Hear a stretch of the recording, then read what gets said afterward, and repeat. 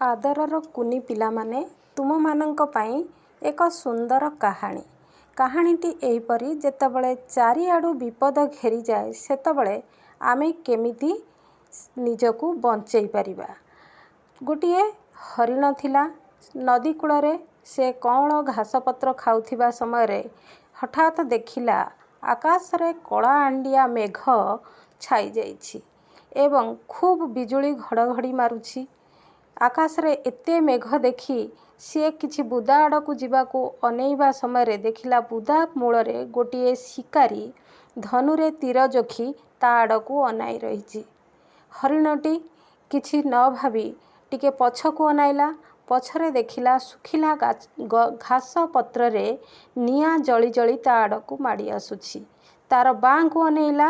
ବାମରେ ଦେଖିଲା ଗୋଟିଏ ମହାବଳ ବାଘ ଚିକ୍ଚିକ୍ ଆଖିରେ ତାକୁ ଅନାଇ ରହିଛି ଏବଂ ତାର ଡାହାଣ କରକୁ ଦେଖିଲା। ଡାହାଣ କରରେ ନଦୀ ବହିଯାଉଛି ଏବଂ କୂଳରେ କୁମ୍ଭୀରଟିଏ ତା ଆଡ଼କୁ ଅନାଇଛି।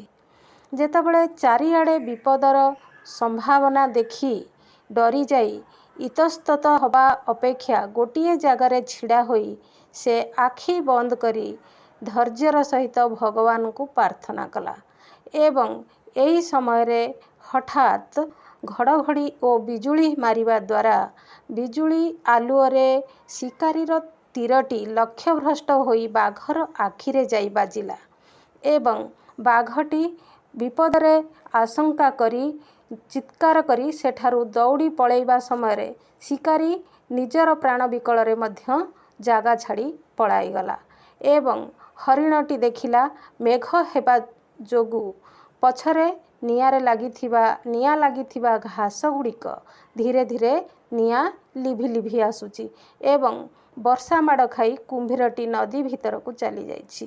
ହରିଣଟି ହାତ ଯୋଡ଼ି ଭଗବାନଙ୍କୁ ପ୍ରାର୍ଥନା କଲା ଏବଂ କହିଲା ଯେ ଧୈର୍ଯ୍ୟ ଯୋଗୁଁ ତାର ଜୀବନ ବଞ୍ଚିଗଲା। ତେଣୁ ବିପଦରେ ଧୈର୍ଯ୍ୟ ହିଁ ପ୍ରକୃତ ବଳ ବୋଲିକିରି ଶାସ୍ତ୍ର ପୁରାଣ ମତ ଦେଇଥାନ୍ତି।